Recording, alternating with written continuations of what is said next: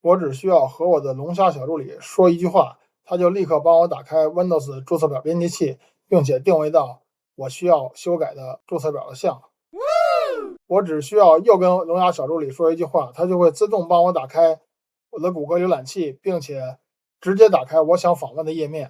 太棒了！那我现在想打开我 Windows 电脑的安全中心，那我只需要再跟他说一句话，它就可以快速的帮我打开我 Windows 电脑的安全中心了，免去了我点击各种菜单的麻烦。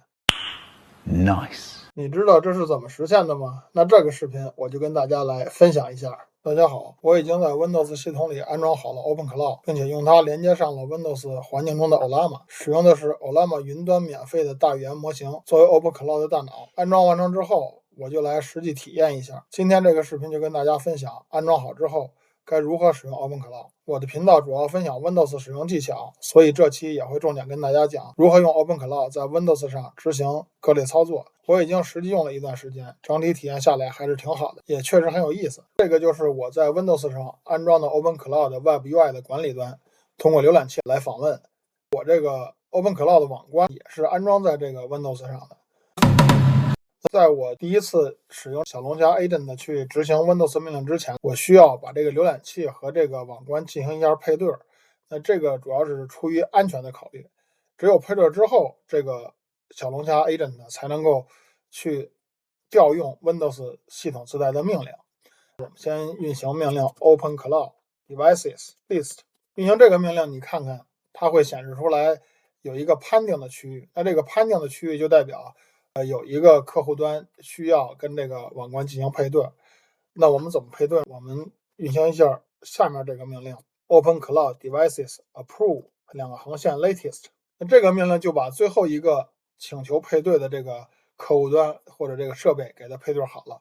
这个时候我们再运行 OpenCloud Devices List 回车，你看判定的区域就消失了， Care 的区域显示我们这个配对成功了。那现在我们回到这个 OpenCloud 的 Web UI 管理端，我们看一下它使用的大语言模型是 Default Kimi K2.5 Cloud Ollama， 就是我们在我的物理机上部署的一个 Ollama 本地模型，使用的是这个 Ollama 云端的提供的模型。我们点击左边这个聊天的菜单，打开这个聊天的页面，就可以跟这个 OpenCloud Agent 进行聊天了。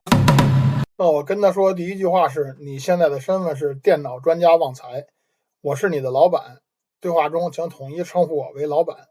点击发送，那这个命令就发送出去了。现在他返回信息说：好的，老板，旺财已上线，有什么需要我帮忙的吗？无论是技术问题、文件处理还是其他事情，请尽管吩咐。他这个回答非常的人性化，让人感觉的确是一个助理在给你回复。既然这个旺财小助理工作这么积极，那我们就给他分配一个任务，先试试他的能力怎么样。打开 Windows 设置里面的安全中心，点击发送，看它能打开吗？